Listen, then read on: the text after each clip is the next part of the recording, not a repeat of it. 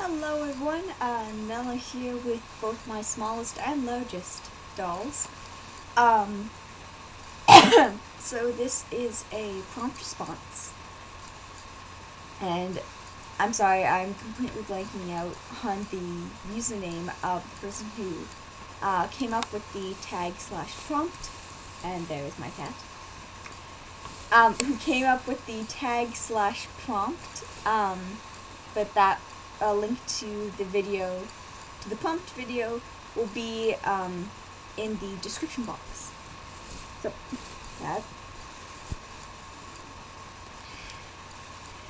Okay, so the prompt is your unfulfilled dreams and how you have expressed them or incorporated them into your BJDs. And it could be a dream that, maybe it's just for the future and it hasn't happened yet, or something from the past that you thought you were going to do or that you'd wanted to do but you have since decided not to, and have you incorporate that in any of your dolls. And the interesting thing about this prompt is you're not actually supposed to go with the first thing that comes to mind. You're supposed to go with the second thing that comes to mind. And I have to say, the first thing that came to mind was these guys. So I will address that at the end of this video. But the second one actually has to do with Benji here. I apologize, my cat is just going to keep coming back in the video, because he is annoyed that I am ignoring him. Okay. So first off, the unfulfilled dream.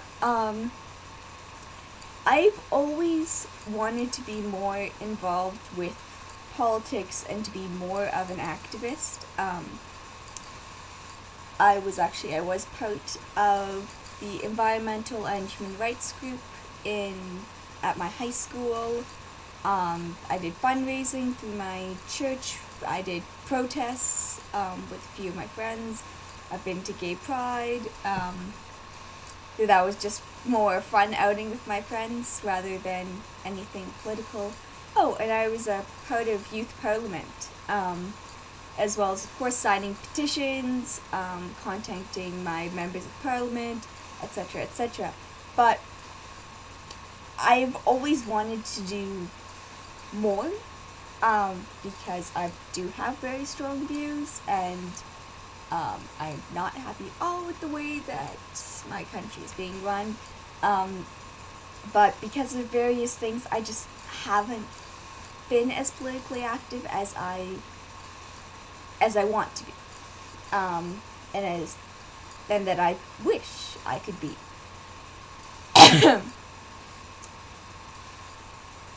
Benji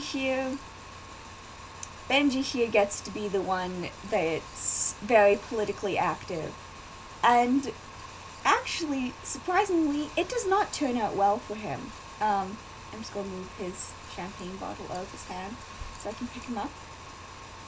Yeah, he is quite happily draped over his chair. By the way, this is how I imagine him sitting in this chair.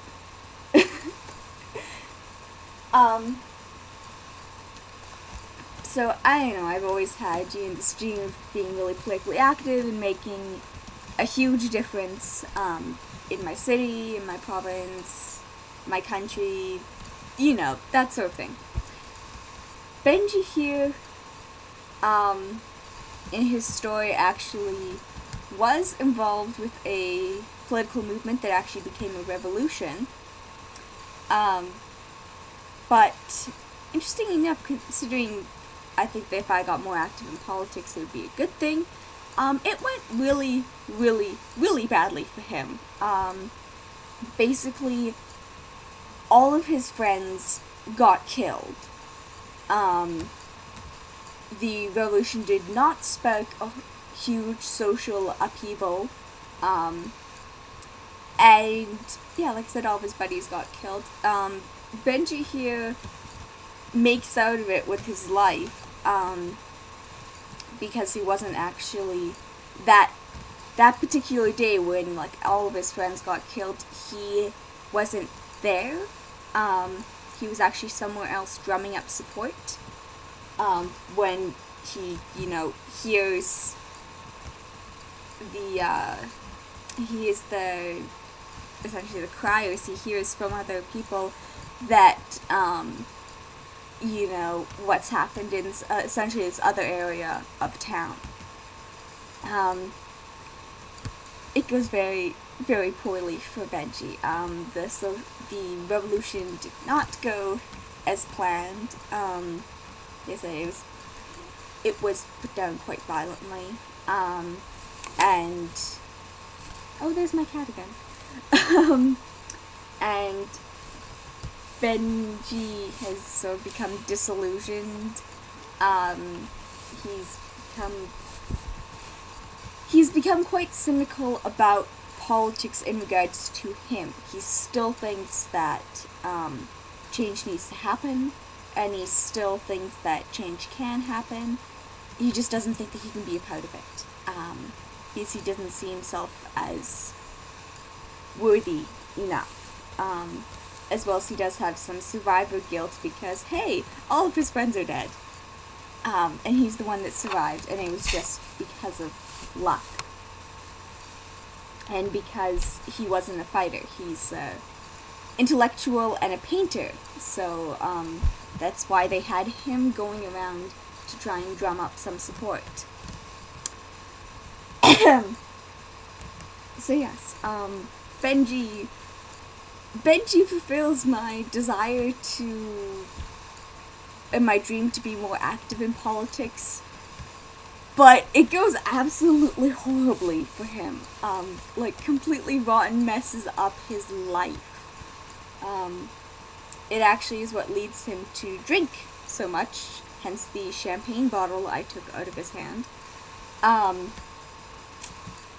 And actually when Miss Celeste, the shopkeeper at the Curiosity Shop, which is the setting for most of my stories, finds him, he is pretty much on the verge of blacking out in a shady pub.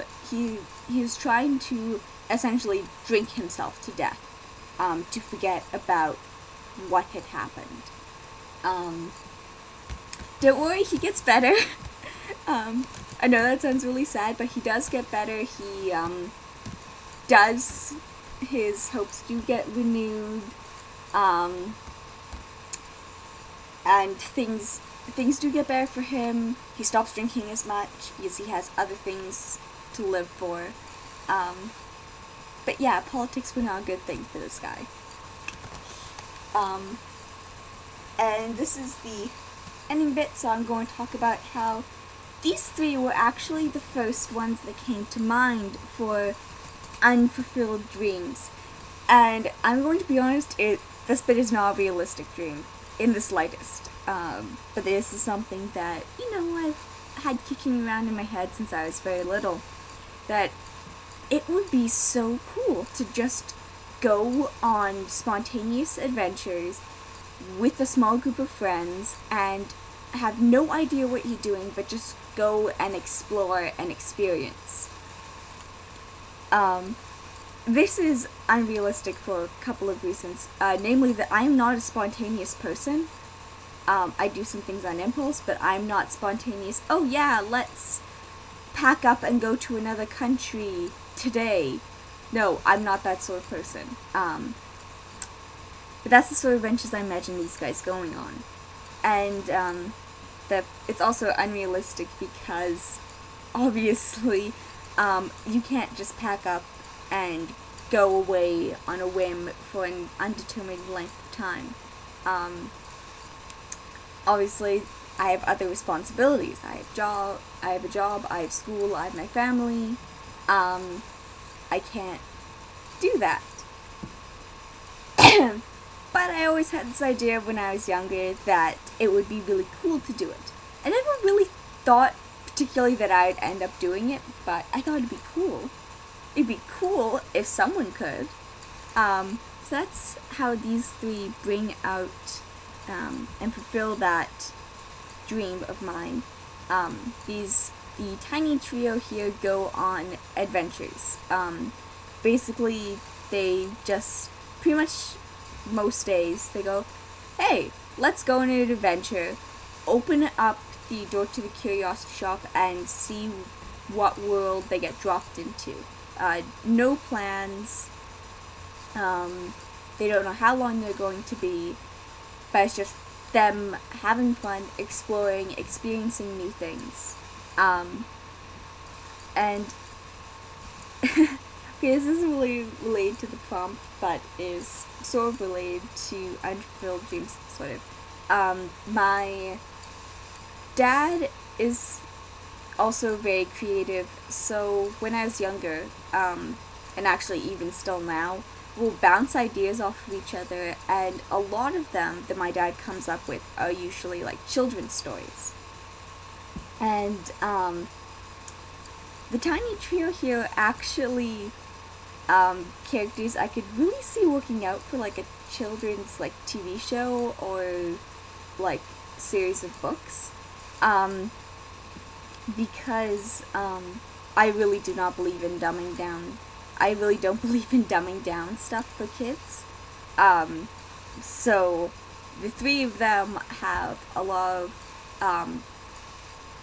of mature stuff. After all, Finn did see his older brother get torn to pieces.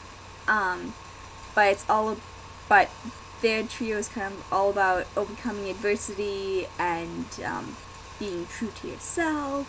I know that sounds corny. Being true to yourself, not letting others' expectations dictate what you do in life, and also about having fun, respecting other cultures, because as much as they do get, randomly dropped into places, they do interact with the locals of wherever they are, and they try to be respectful. They don't always succeed, but they try. So yes, they kind of fulfill that bit of my dad and I coming up with children's stories, which I didn't really realize until now. Okay, that is it. I think Benji is a bit annoyed that he doesn't have his bottle of champagne. There you go, buddy. Okay. Bye, guys.